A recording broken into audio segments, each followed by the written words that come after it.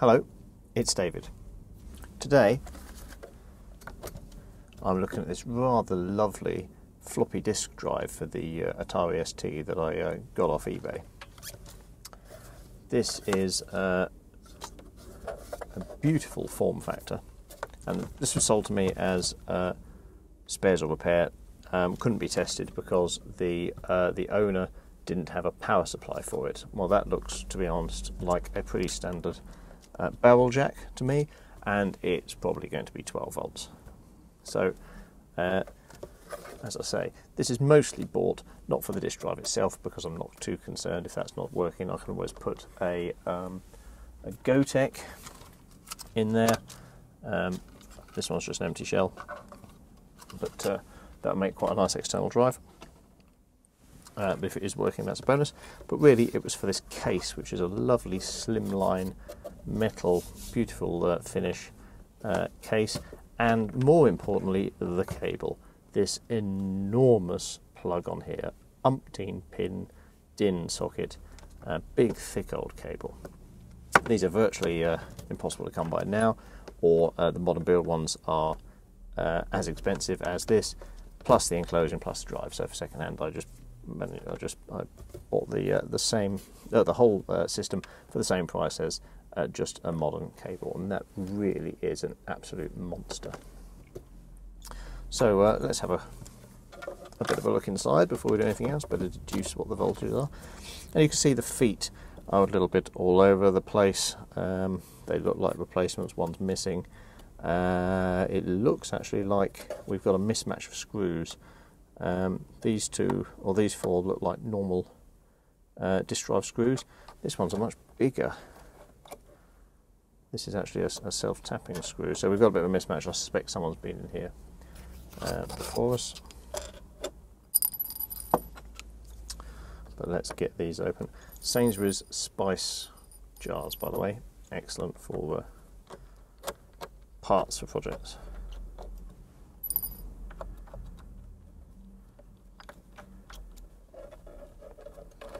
So as I say, a bit of a bonus if the disk drive works. Really, much more interested in the electronics and the cable.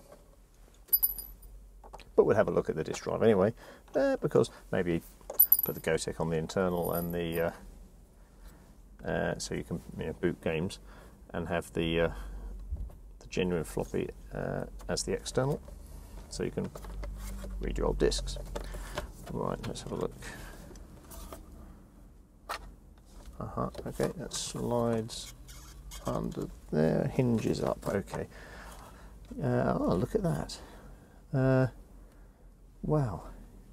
Let's just unplug that. That's a power lead. That's just a straight plug to plug, female to female, short little socket there. But look at this. This is the actual drive connector. It's just got the wires from the cable. Just going into their own little individual crimped connections, and there's only a very small number populated. I think that's normally all ground on the bottom, and only two in there, and only about 2/3 population on the top.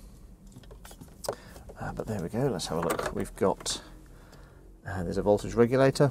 We've got a little DC switch. There are two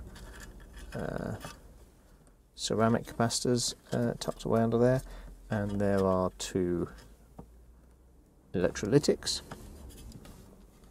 and I suspect that what we've got is 12 volts that would go straight through to the yellow here, and 2 grounds, and the red I suspect would go through that regulator, which I'm almost certain is going to be a 5-volt regulator. Let's have a look. It's L7805CV. So let's go and look up that part number.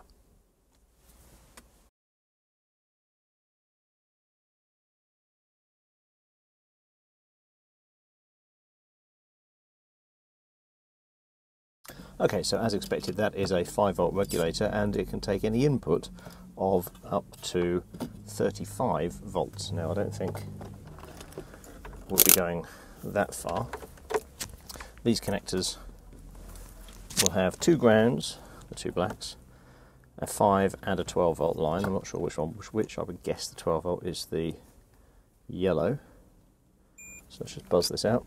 So my suspicion is that we'll be seeing one of those get passed straight through to the drive. The other one will go through the regulator. So I'm just going to try the middle pin on the yellow.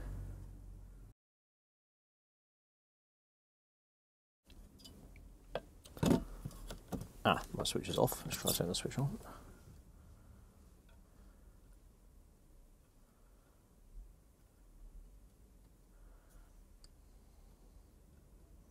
Or maybe that switch was on and now it's off. Ah.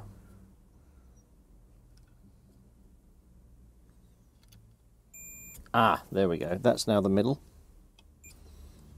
So that's the centre of the barrel connector. There we go, and dead short to yellow. Okay, well, I think now that we know that that regulator can put up with 35 volts, and we've got a direct pass through on the yellow there, I think I'm just going to go ahead and connect up a 12 volt barrel jack, and we'll do some measurements. Okay, so I've got myself a barrel connector here. I've wired up my power supply to each side of it. Turn it on. I've set a current limit to 100 milliamps, which is very, very low, but hopefully nothing should blow up. We'll just check our polarity. So we are center positive. Good. So turn the power supply off. Connecting our power supply. Being ready for the magic smoke. There's only really one realistic component that could go bang here. I suppose the electrolytics could be reversed somehow and go pop, but I'm pretty sure we're the right way around. So here we go, 12 volts. Okay, 12 volts, and I'm reading 0.00 amps. Quick measurement.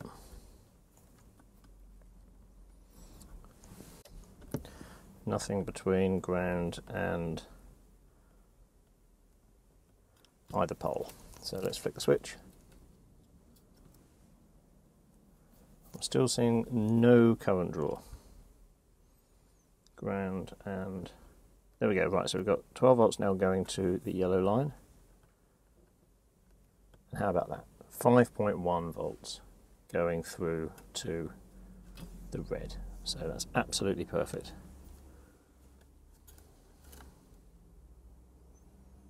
There's our 5 volts, that's our control, and there's our input. Beautiful. Power that down.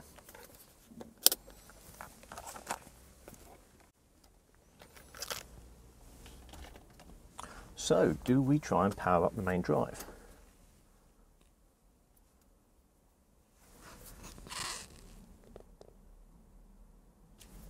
I think it might be safer to put a Gotek in it.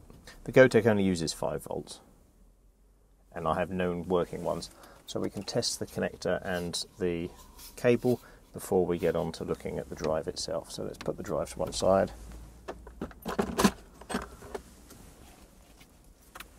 We'll have a little bit of a tidy up here. We'll go and get ourselves a known working Gotek. Okay, well, I've just about snaked my this great big fat umpteen pin DIN cable over to the back of my STE and got that enormous plug to fit in. Can't go too close to the wall now. And I've bought my known working Gotek for my Falcon to have a test with, and I've got a USB stick with a few disk images on it, although I'm not sure that these are actually for the ST. So let's connect this up. So the way this was in the, there's no index key on here, but the way this was when I removed it was this way round with the two brown wires on the lower edge of the disk drive. Although I do note that the key is inverted on that disk drive, so it may be that I have to go the other way around. There's no obvious pin 1 marker. There's a few different arrows on here, but I'm not too worried about blowing up Gotek. I think this is pretty well protected, so we're going to give this a try. First of all, power, but no, without the computer on. Flash floppy 3.25, complaints. Okay, good. So let's turn on the computer. You have to forgive me, that's out of shot today.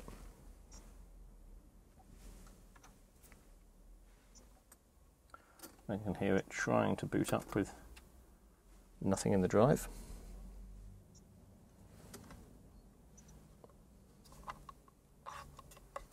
It's gone dim. I don't like that. Oh, goodness me. Being powered from the computer. Let's try that again. Power on first. There we go. Right, now. Now the ST goes on. Okay, that's better.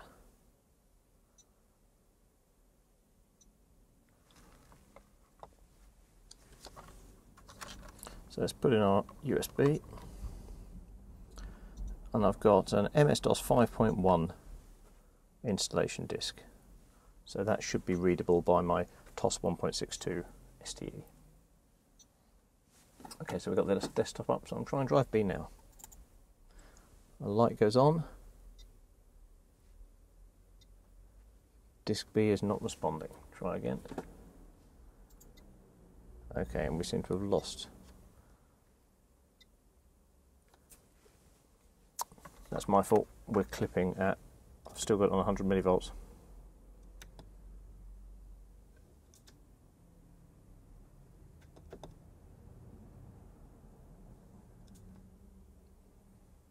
Okay, so I've upped that to 250 and it's drawing about 125 at the moment. Let's try again.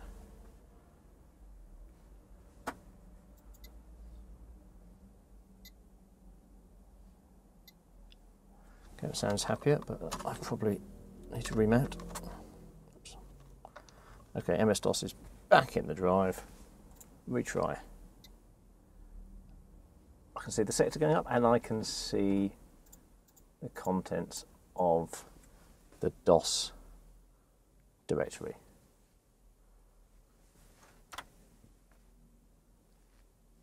Perfect. Do we have a blank on here?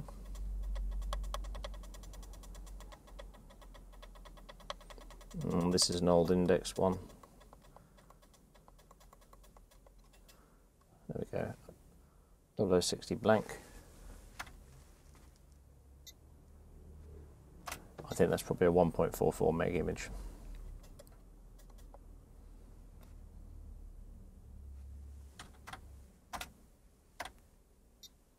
Ah, no, it says ADF. That's a that's going to be an Archimedes image. But brilliant, I can read the DOS one. Okay, so I think I need to go get my proper Atari USB and experiment a bit more. Give this a format.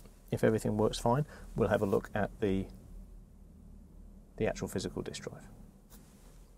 Thumbs up so far. Okay, so we've got half of a screen in shot, and here's my STE with my Vulcan keyboard. So on this little USB stick here, I've got my Atari programs. So let's, and we're connected in the back there, so let's wire this up.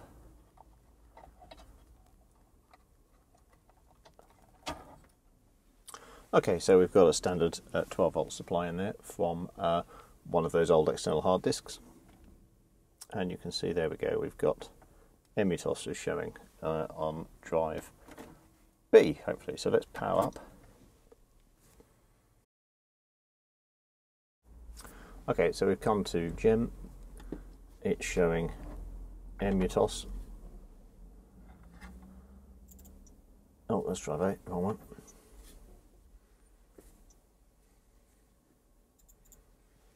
Drive B.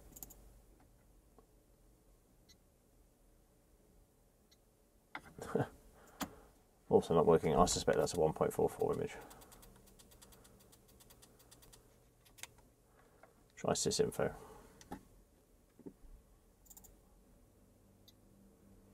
There we go. Sysinfo working.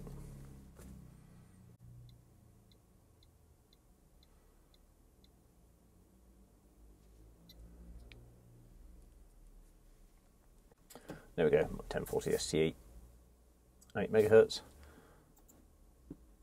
as expected. So that appears to be reading quite nicely. What I'd like to do is to find a blank image and do a format test. Okay, show a short aside while I created a new blank disk image called new blank. There we go. This is actually not blank, it's a copy of the sysinfo disk, but that's fine. Prove whether we can format successfully.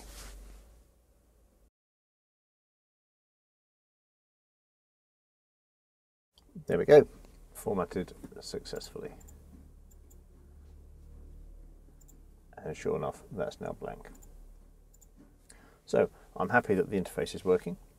The next step is to have a quick look at the disk.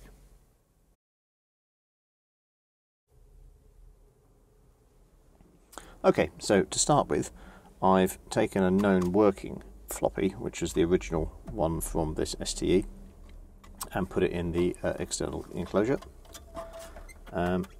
In this case, because it's one of the original Epson 380s, we've had to invert the ribbon cable there.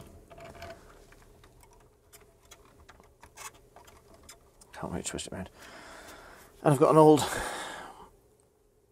Atari STE review cover disc, which is not something I collected, but got a bunch of discs that came with this STE when I bought it. So we'll give this a try. Drive B. Can hear it clicking up. Perfect.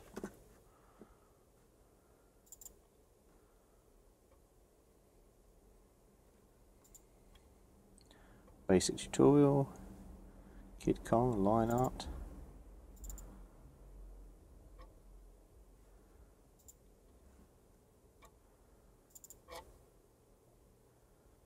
PC1 QENC, what's that do?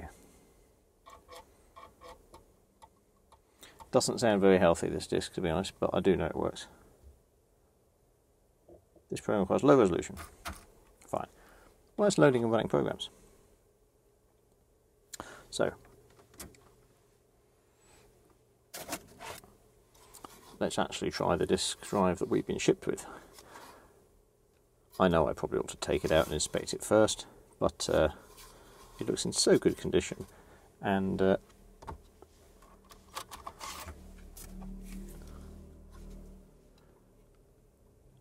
mechanism looks so clean.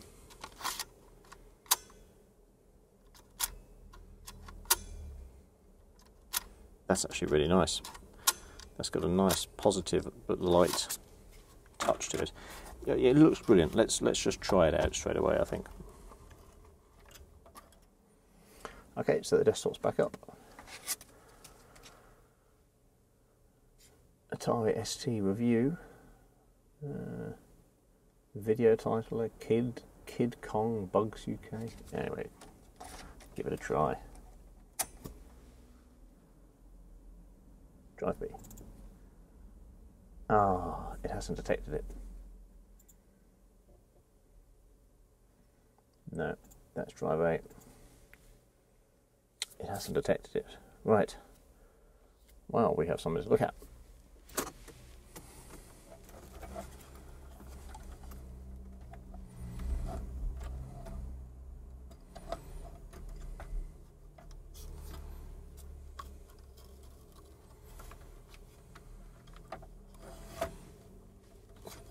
Power. Incorrectly there. We've got power there.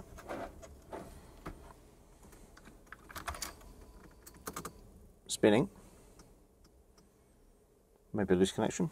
Let's try again. Drive B. No.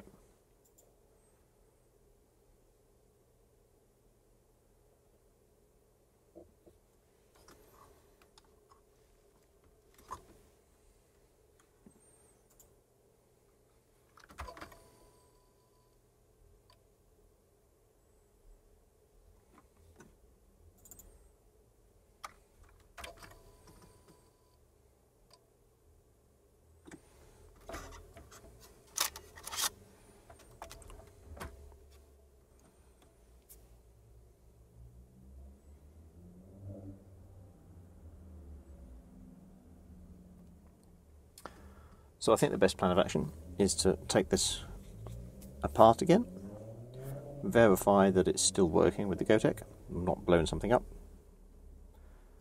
and then we'll have a look at the disk drive itself. Okay, so we're back to the Gotek. We've got power, it's showing MS-DOS 5.1 installed on that. And there we go. That's all loading up. So it looks like, despite the near pristine appearance of this drive, we've got something to look into.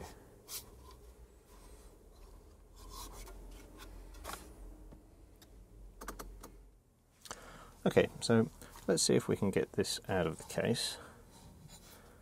See, there's some kind of shielding connection down here.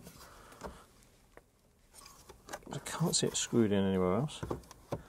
Chances are I want to go that way rather than that way, nearer this end.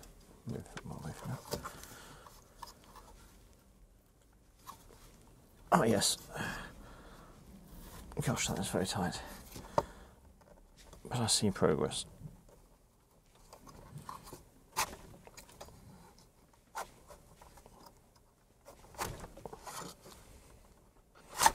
There we go. Right.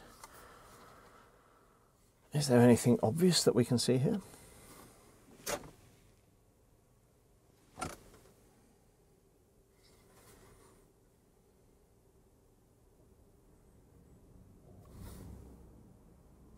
The drive wasn't recognised, which is different to it not responding or it sending errant data. But we did see that the motor span up, which means that some of the connections are working.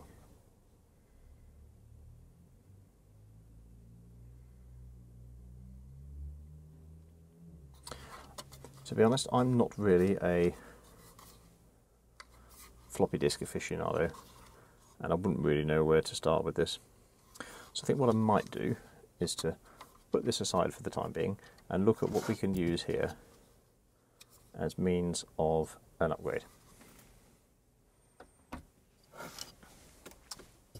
We've spoken about the Gotek.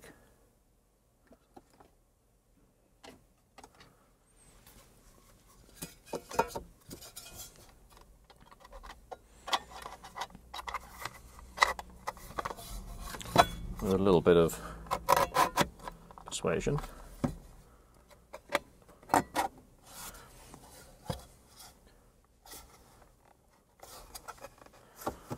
The Gotek should fit in here very well. There we go. Line up the holes.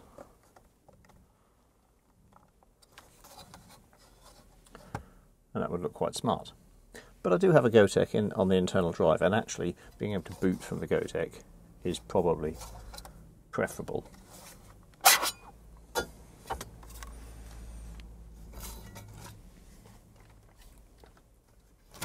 So I wonder if any of these would do the job. This is the previously shown STE original drive that I did test and did work, but it's got the STE front. This, I believe, is an old PC drive. This would be 1.44, and I suspect this would have the issue with wanting to be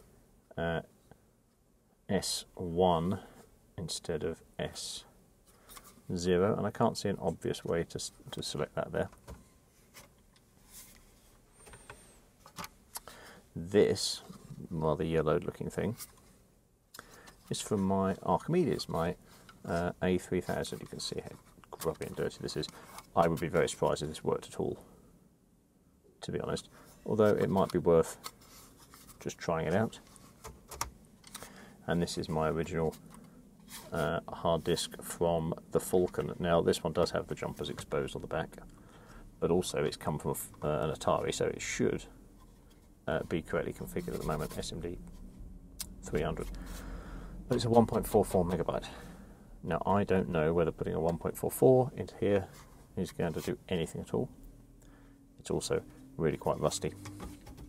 My Falcon lived in a shed for about 10 years, much to my embarrassment.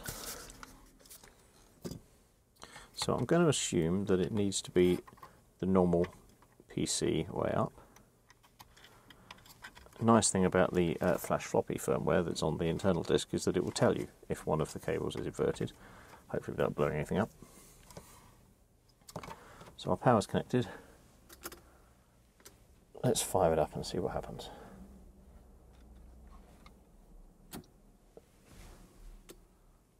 Okay, Flash Floppy is not complaining.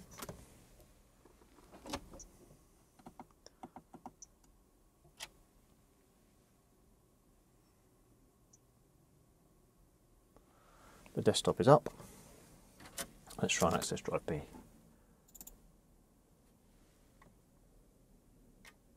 Click, click, click. It says drive's not responding, retry. Yes, I'll retry.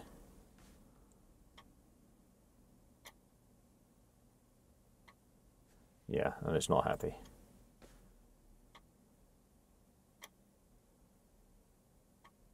Now, that could very well be because, oh yes, look at that, mechanism's very stiff.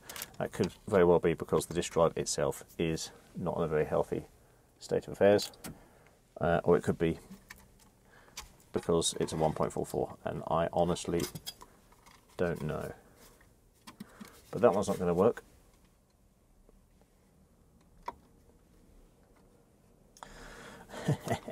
Let's try the A3000 for the sadistic pleasure of it. I don't really mind if it eats that disk. That's not a particular priority for me. Okay, Flash Floppy is still happy. Okay, we'll try that again. Drive B. Please insert disk bin drive. Right, so that is not recognised. Not recognised at all. So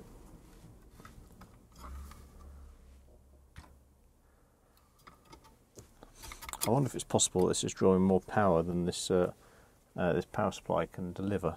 But I think it's from a hard disk, so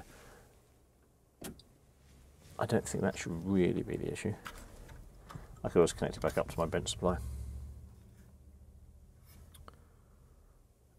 And that one is showing.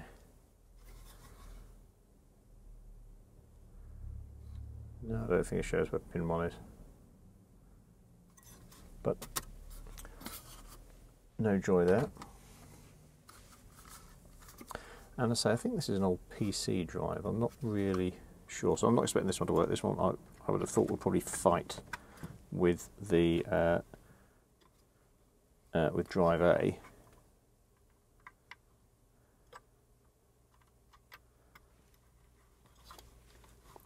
Over which one is drive B.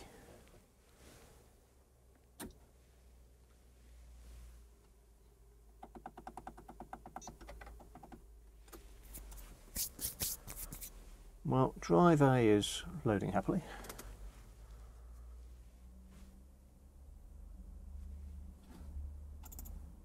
Yeah, please insert disk B into drive A.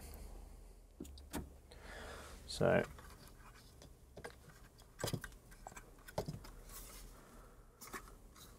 this would probably have to have the case taken off.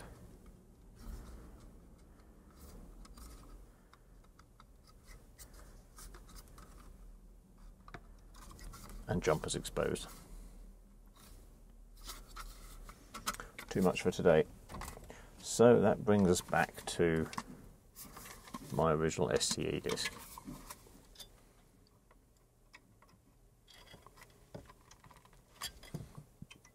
This may not look the prettiest when mounted in this very pleasant slimline case, but if this works,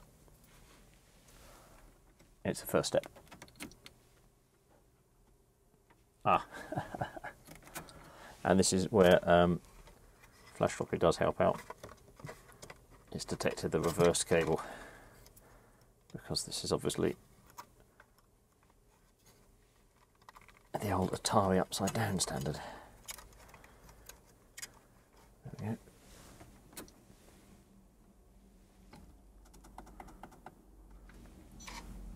Oh, and we heard a seek. This is in need of an overhaul as well, actually, although the condition is really nice on the outside. It doesn't show any of that rust that my Falcon one does. There we go, and it's trying to seek.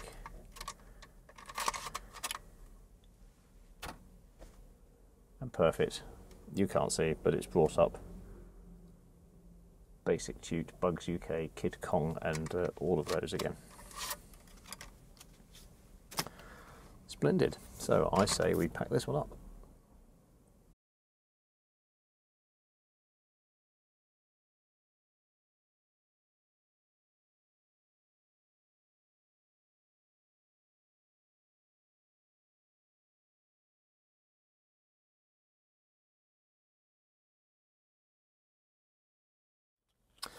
So I don't have any nice little feet like this. I do have these little stick-on feet, but I actually think these are probably too slim. Yeah, these are too slim to protrude beyond the screws. So I've got this slightly thicker one, but it's very, very large. So what I'm going to do is cut this one into 4 and use this for the feet.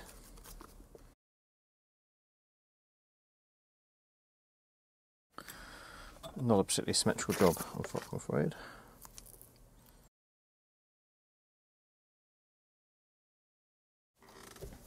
So here we go, the completed result. Now I forget about the feet, and it's a disappointment that it's the slightly unfinished front end, but on the other hand it is an Atari original floppy disk drive. It does look like one. Perhaps I could put some kind of cover over that if I was so inclined. And we've seen that it works.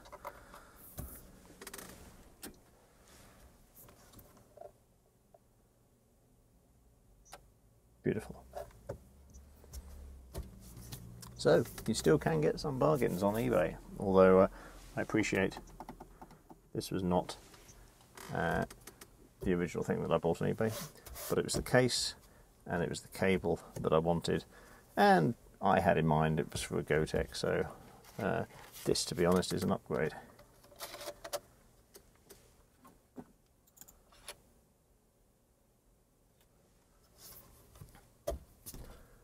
Very happy with that.